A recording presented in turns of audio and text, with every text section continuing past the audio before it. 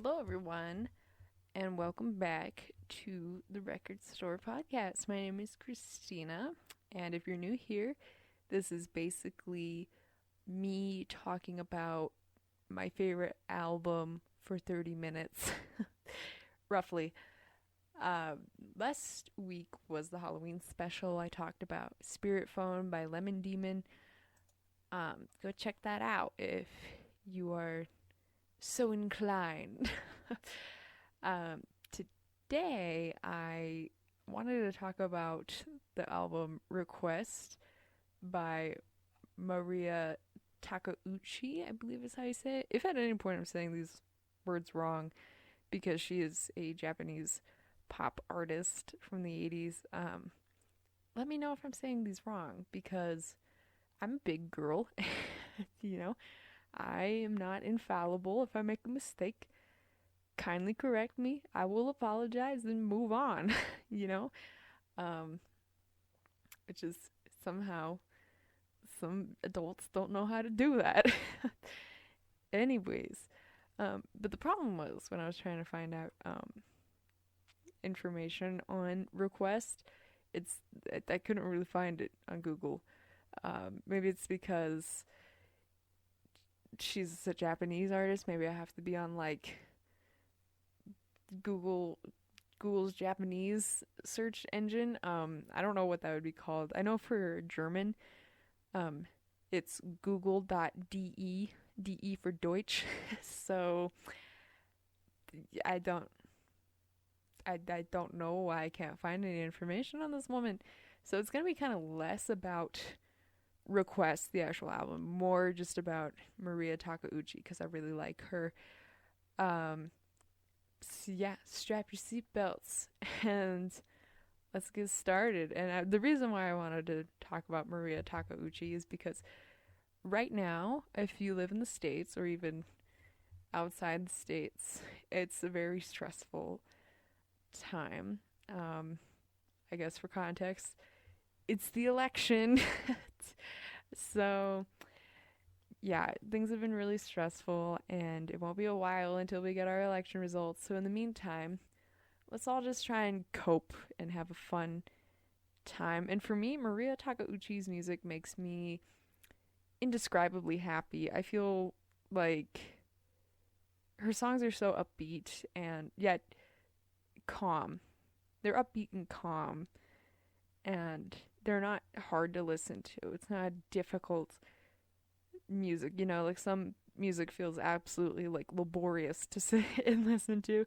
Hers is really just light and happy for the most part. And I really just enjoy her music. It just makes me really happy. It takes me places. Okay? And like in my mind, I feel like I'm in a beautiful, like, sort of urban city, but it has really big, beautiful parks or something. And it's springtime, and I'm in love, and it's a good time. That's how I feel when I listen to it. And then snap back to reality, and I live in the middle of the forest, and I'm still single, which is like kind of a travesty. Not that I'm a city person at all. I'm very much a forest country person. Um, but there's something kind of like, I think, fun and romantic about the city. You know what I mean? Like, it's really fun to visit cities because I'm like, there's so many people. What if one of them's my soulmate? Mariya Takeuchi's music is dangerous for hopeless romantics such as myself. If you're a hopeless romantic, maybe don't don't listen to her. I'm kidding. As always, whatever I talk about on this podcast, whatever album, I highly recommend it. I've decided to set in stone this rule. I'm not going to talk about an album that I don't like. We are here for good vibes only. I know I was joking about it the first couple ones. No, good vibes only. Anyways, so about Mariya Takeuchi. I've been staring at her Wikipedia page, not talking about her Wikipedia page. She is from Japan. She's a singer and songwriter from the city of Izumo. Um, except it wasn't called that at first. That's fascinating. Japan, you guys have been around for a really long time. Why do you guys keep switching names? Just stick to one. you know, here in America, Boston be Boston. It's ever since it was made, it was Boston. um, actually, maybe we could switch it up. Instead of Boston, we'll call it Dalton. I don't fucking know. Let's switch it up. Why not? I just don't get how that works logistically. Just changing the name of a city. Anyways, I got majorly distracted by that. Anyways, yeah. So she had a Japanese pop music career spanning decades. Primarily like the 70s to 90s, I would say is her height. But then she still made stuff in the early 2000s. She's one of the best-selling music artists in Japan all time, selling over 16 million records. That's insane. I don't think. What's the population of Japan? Clicky clacky, I'm typing. Oh, it is 126,343,177 people as of Tuesday, November 3rd, 2020, which is a couple days ago at the time of this recording. Uh, I thought Japan was way smaller, and I was gonna be like, whoa, that's almost like the size of Japan. It's not at all the size of Japan, but it's a good, like, roughly 10%, I think. I can't fucking do math. Why are we talking numbers? So it's music time. Well, there are numbers in music, like time signatures. The only, like, numbers I can actually vibe with are the shit in music, you know? Where they're like, play an eighth chord. I'll be like, I don't know what eight means. But if you tell me, like, what's 8 plus 8, I'll be like, I don't know. I just got here. I haven't been in a math class in a couple of years now. So I've been putting off taking the stats class for a little while now. And, it's, anyways, how did I get here? ADHD. She's here. Anyways, so her early work during the late 70s to 80s is largely associated with the Japanese city pop genre, along with that of her husband and collaborator Tetsuro Yamashita. Yes, Mariya Takeuchi is very known in, like, city pop genre, which is one of my favorite genres I think of all time. 80s Japanese city pop. It is so good. It's really, like I said, the songs just feel light, feel easy to listen to, but at the same time are just really happy and definitely, like, I feel like 80s Japanese culture at the time is very much linked to American culture. You know, believe they had an economic boom at the same time that we did, and we kind of forced them to trade with us back in the late 1800s. History facts for you all. So, like, I don't know, 80s Japanese culture feels like a lighter version of American culture. I don't know if that makes sense. Where I feel like American culture is very loud, in your face kind of stuff. Like, look at this. This is so important. Whereas I feel like Japanese things can kind of find happiness in things that are mundane. And I feel like their popular culture in general is just a lot more like easy breezy. Easy breezy, beautiful. Cover girl. Whereas, like, America, it seems like everything is important, and it can feel kind of overwhelming. So I think that's why city pop is such a breath of fresh air for me. Um, yeah, because I mean, like, you listen to Mariya Takeuchi as juxtaposed to, like, Madonna. Like, Madonna's very, I don't know, kind of like loud, dancey music. Mariya Takeuchi's more softer, dancey music. I don't know how to describe it. I feel like if you listen to it, you'll understand. But yes, her husband often collaborated with her, Tetsuro Yamashita. If you listen to Mariya Takeuchi's music and you hear male backup singers, or one or two, It's usually Tetsuro Yamashita's voice, sometimes layered on top of itself, um, which I think is so like amazing. Like I think they're such a cute power couple making these awesome music together and just having a good time. They're married in 1982, so like in the middle of her career. So maybe they met each other through music. How beautiful. Also, according to Wikipedia, they have one child together, and I hope that child has some pipes on them. You know what I mean? Her and Mariya and Tetsuro, pardon. I think they have some of the best voices I've ever heard, and I'm very curious about how language affects singing. But I just think their vowels are very, very clean, and I don't really get that from Western singers sometimes, and so it's just really refreshing to hear them sing. And also Tetsuro Yamashita um, has one of his songs is like legitimately one of the best songs ever made. It's called Right on Time. If you want pure serotonin, you listen to Right on Time by Tetsuro Yamashita. That's not right on time, it's right on time. Little play on words there. Anyways, one thing that's really interesting about Mariya Takeuchi is that while she was born in Japan, she did live for a pretty little while in America. And so a lot of her music is it's mostly Japanese, but she has some like English words sprinkled in there.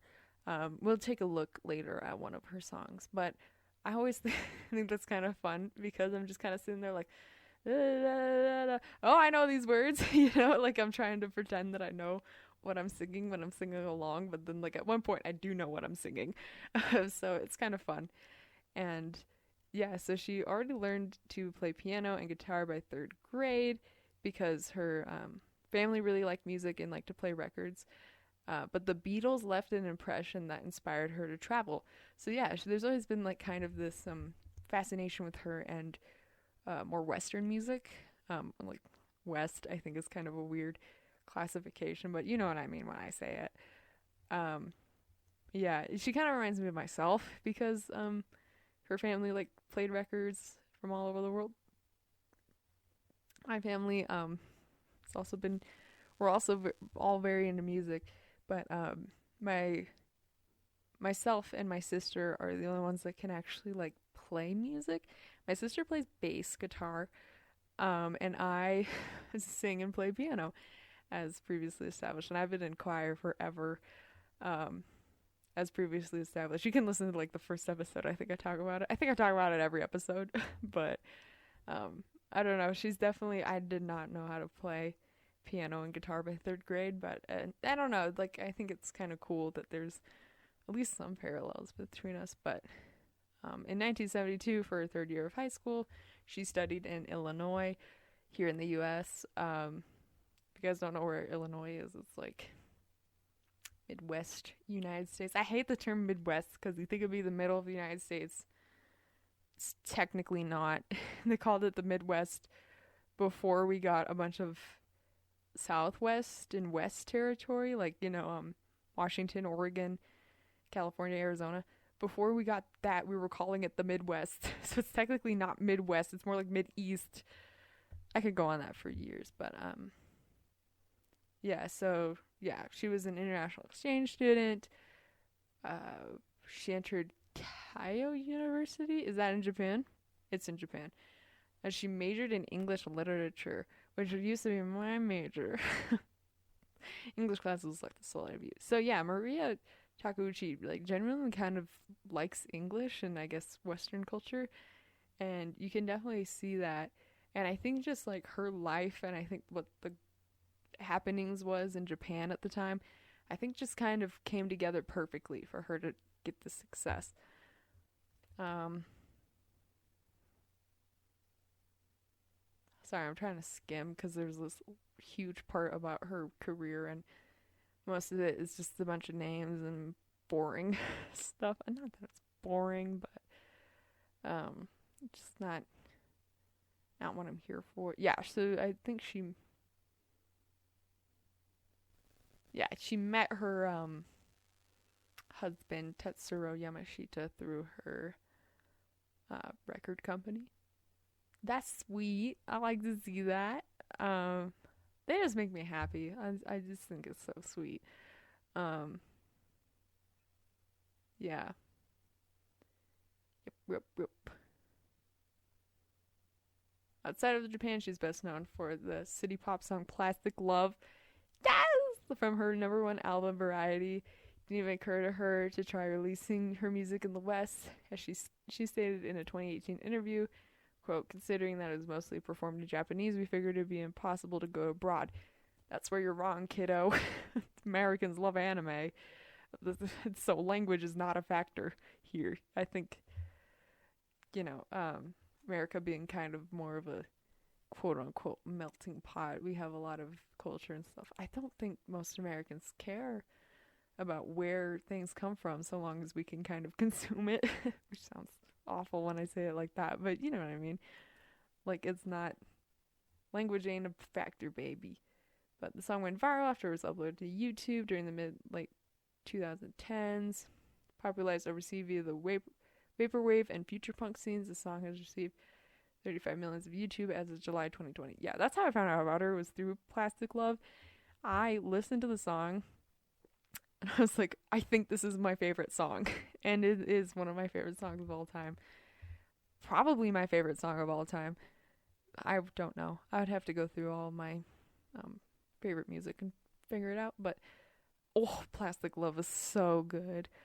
And it's, oh, one of the more, like, realistic takes, I think, on, like, a breakup and how, like, it creates a void in you, but at the same time, you know, it was for the best. And, like, the lyrics are just so good. She's such a good lyricist. The Gorillaz calling it a Wonder Woman slab of Japanese funk. Well, if you like Gorillaz, there you go. K-pop singers. The Blessed Madonna. Who's the Blessed Madonna? Oh, it's a American DJ. Oh, she seems cool. I feel like I always mention Madonna in each and every one of these episodes. Maybe I'll just start referencing to the Blessed Madonna. She seems like a cool lady.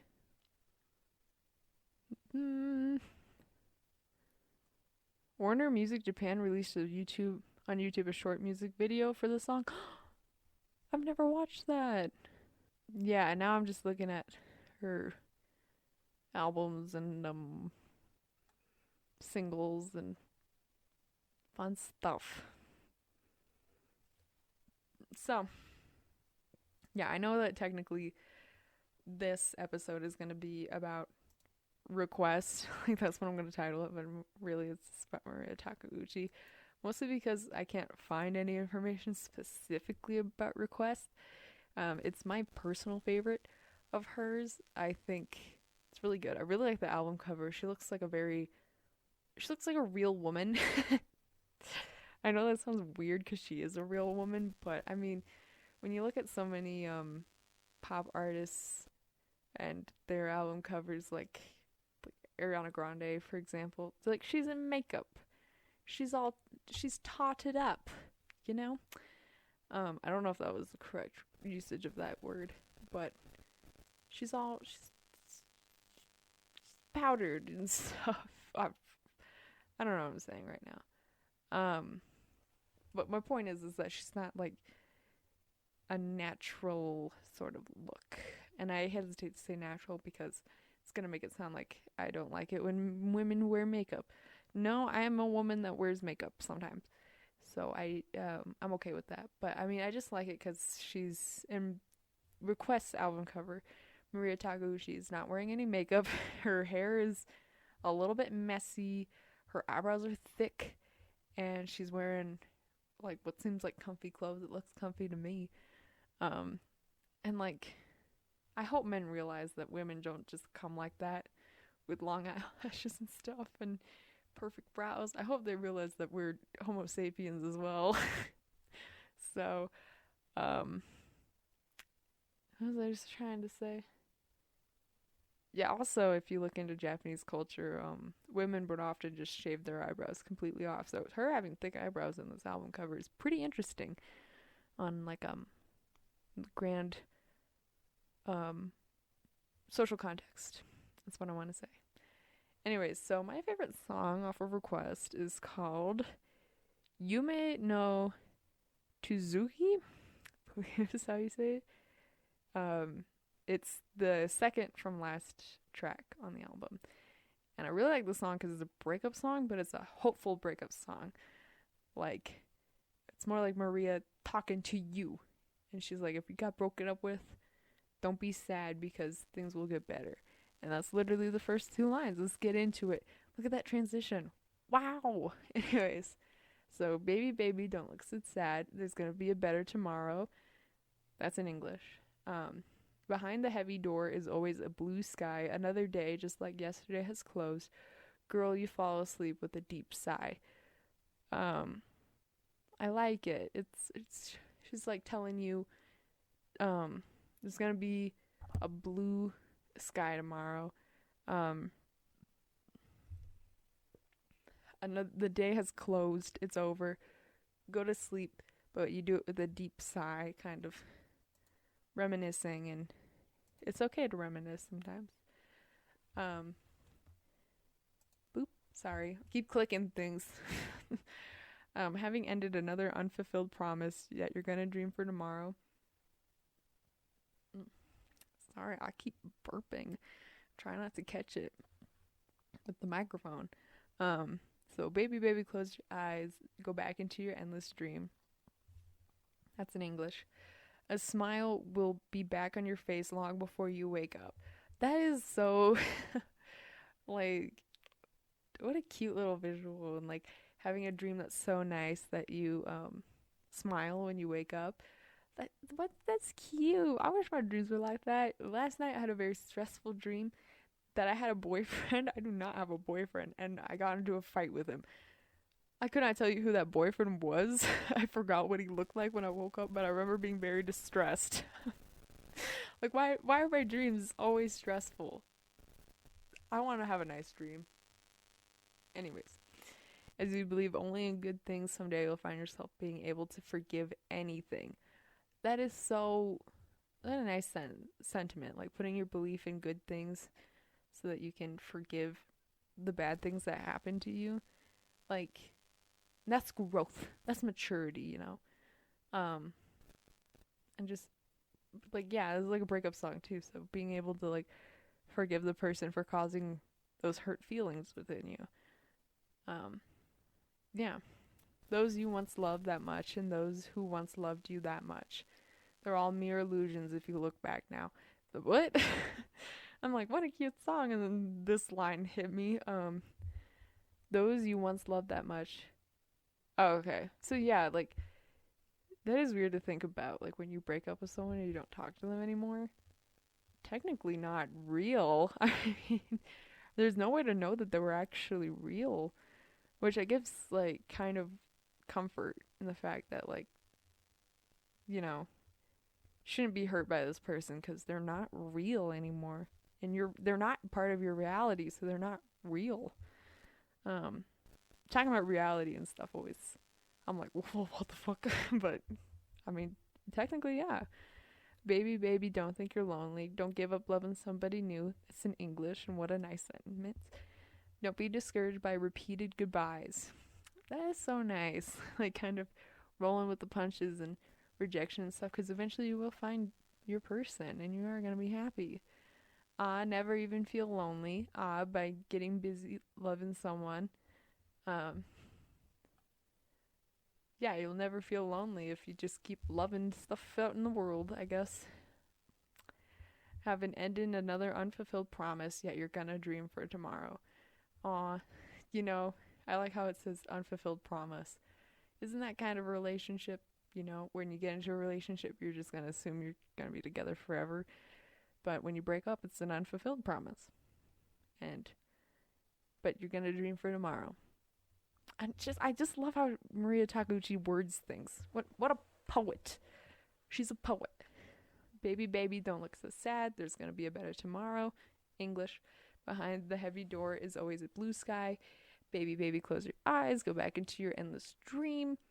English, I'll let you have the rest of the endless dream. That's sweet. Just, I'll let you dream. You have permission to dream, which I think, what a beautiful sentiment.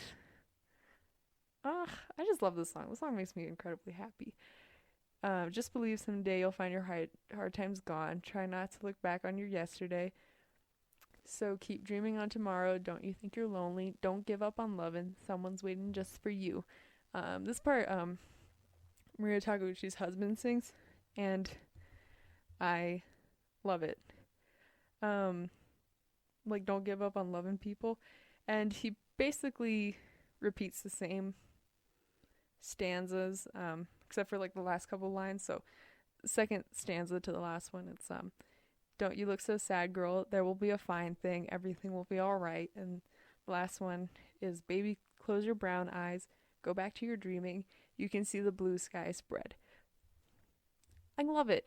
Like, just using your dreams and fantasies to kind of bring you comfort and joy when your life seems really bleak and abysmal, and trying to get strength from that and knowing that it's going to be better someday. I mean, that's the point of nostalgia, right? Is like we look back on things when they were good in order to give hope for us in the future that things are going to be good again. And I'm trying to kind of do that myself, try to not make myself feel so bad when I do look back on hard times. And when I look back on good times, I mean during hard times. Like, I feel bad because it's like, why is my situation not like this right now? But that's so unfair to yourself in the moment right now. And while it is important to reminisce, just know that if it was good in the past, it'll be good in the future. And you gotta just keep living in the meantime and keep loving and spread your heart open. I feel like the end of this podcast always turns into me rambling about, I guess, like mental health. I don't know. If you guys like it, I'll keep doing it. If you guys don't like it, I won't. But yeah, I really like this song. I think this is my favorite of Mariya Takeuchi's. Well, I just forgot Plastic Love exists. She's got a lot of hits. What can I say? I think Plastic Love is more than this one, but this one's a very close second. And I don't know if this playlist is public. It should be public on YouTube. I have a little playlist of my favorite 80s Japanese city pop stuff. There's only like one song that's not from the 80s in there, but it has like the exact same sound, so I feel justified in putting it there. But yeah, if you're into city pop, if you listen to this and you like it, I do have that playlist on my channel. There's also playlists you can find on YouTube as well. And seek it out. Maybe you'll find a new genre. I feel like my grandpa, when he was alive, really liked disco and new wave. I don't know how to describe it. He had good taste is how I can describe it. So I feel like you'd really enjoy this stuff. Possibly. So that's too bad. Maybe one day I'll see my grandpa again and be like, hey, listen to this with me. Why does this always end on such a weird note? I'm sorry. Anyways, but yeah, other than that, Mariya Takeuchi has one of the cutest signatures I've ever seen in my stupid life. Definitely look her up on Wikipedia and see her little signature. It's so cute. I wish I could write like that. Anyways, yeah, I think that's it for this podcast. I don't know what else to say. I'm out. No thoughts, head empty. Anyways, but if you like this, leave a like. Next week I don't really know what I'm going to talk about. This, with everything going on, I haven't had too much foresight into things. Yeah, we'll cross that bridge when we get there next week. I'll figure out what I'm going to talk to. Or talk to? Hello? I mean, talk about. Anyways, so I'll see you guys then. I'll see you guys next week. Have a great week. Try and take care of yourselves. It's very stressful, especially if you live in the States right now.